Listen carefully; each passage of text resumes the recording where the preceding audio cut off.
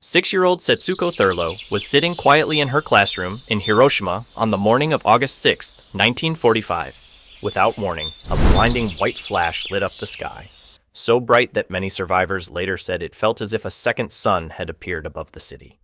A few seconds later, the building collapsed around her as the blast wave ripped through the structure, throwing wooden beams and debris across the room and trapping her beneath the rubble, while many of her classmates were killed instantly. When she finally crawled outside, the city looked unrecognizable. People wandered through the streets in shock, many with their arms stretched out in front of them because the skin on their hands and forearms had burned loose and hung in strips. That single explosion would eventually kill about 140,000 people by the end of 1945. But a nuclear explosion does not kill everyone the same way. What happens to the human body depends almost entirely on how far you are from the center of the blast. So let's start at the worst possible place to be. Zone 1, Ground 0, 0 to 500 meters. At the center of the explosion, the fireball reaches temperatures of several million degrees, which is hotter than the surface of the sun.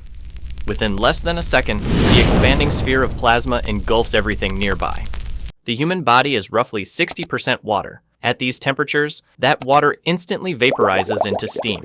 When liquid water suddenly expands into gas, its volume increases dramatically, and inside the body that rapid expansion causes cells to rupture almost instantly. Proteins that normally maintain the structure of tissues unfold and break apart, enzymes stop functioning, and the molecular scaffolding that holds cells together collapses. In some areas of Hiroshima, victims standing close to the hypocenter left behind only dark silhouettes on stone steps or walls. Their bodies briefly blocked the intense thermal radiation, leaving a shadow before the tissue itself was completely incinerated. One of the closest known survivors was the 47-year-old Eizo Nomura. He happened to be in the basement of a reinforced concrete building about 170 meters from the hypocenter during the atomic bombing of Hiroshima. Almost everyone outside within that distance was instantly vaporized, but the thick concrete walls surrounding the basement absorbed much of the heat and radiation.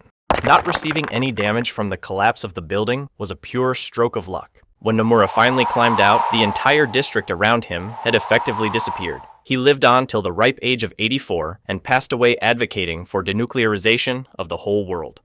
Zone 2, Severe Burn Zone, 500 meters to 1 kilometer. At this distance, the fireball itself does not reach you, but the heat still does. Within seconds, an intense pulse of thermal radiation strikes exposed skin. Human skin absorbs that energy extremely quickly. The heat causes structural proteins, such as collagen and keratin, to denature, meaning they lose their normal shape and function. The heat causes the blood vessels within the skin rupture and the protective outer layers of tissue to die. This produces widespread third-degree burns, where the full thickness of the skin is destroyed.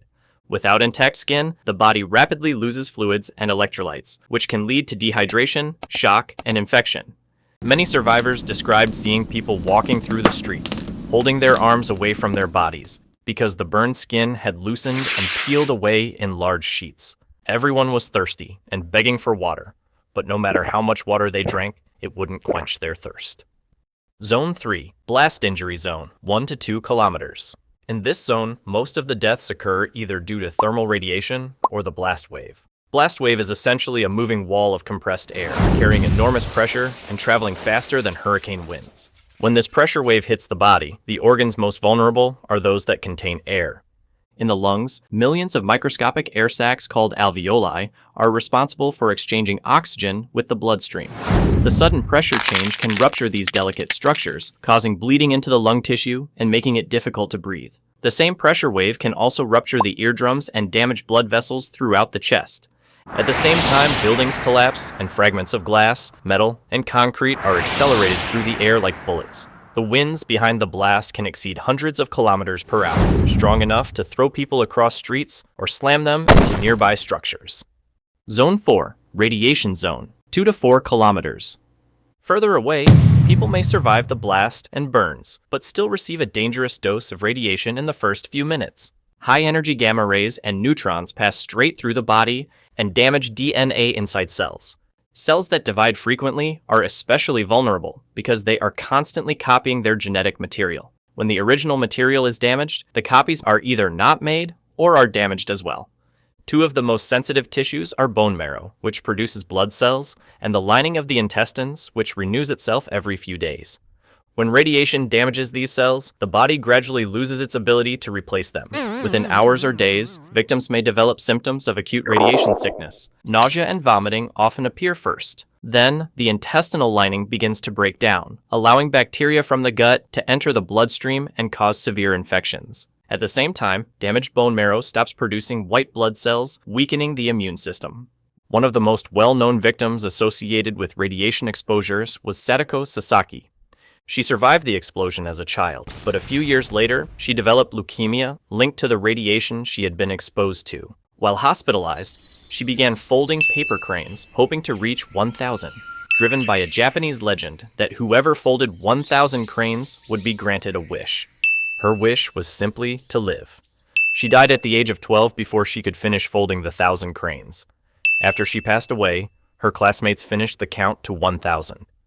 Zone 5, fallout zone, beyond 4 kilometers. Even miles away, the danger is not completely over. As the mushroom cloud rises into the atmosphere, it carries radioactive debris high above the city. Eventually, those particles fall back to Earth as contaminated dust or rain.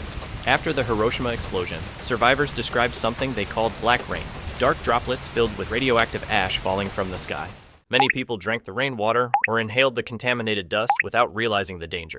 Inside the body, radioactive elements can accumulate in different organs. Some settle in bone, where they continue emitting radiation that damages nearby cells over time. Others concentrate in organs like the thyroid or liver. A physician named Shuntaro Haida later treated thousands of survivors. At first, many appeared uninjured, but days later, strange symptoms began to appear. Hair fell out in clumps. Gums began bleeding. Fevers developed. Within weeks, many of those patients died from what we now call radiation sickness. Long-term exposure can lead to fatigue, persistent coughing, respiratory distress, and immune system depression. A nuclear explosion itself lasts only seconds, but the damage unfolds over very different timescales. One explosion, but many different ways for the human body to slowly lose the fight. Thanks for watching all the way to the end. If you want more videos like this, make sure to subscribe and hit that like button. I'll see you very soon.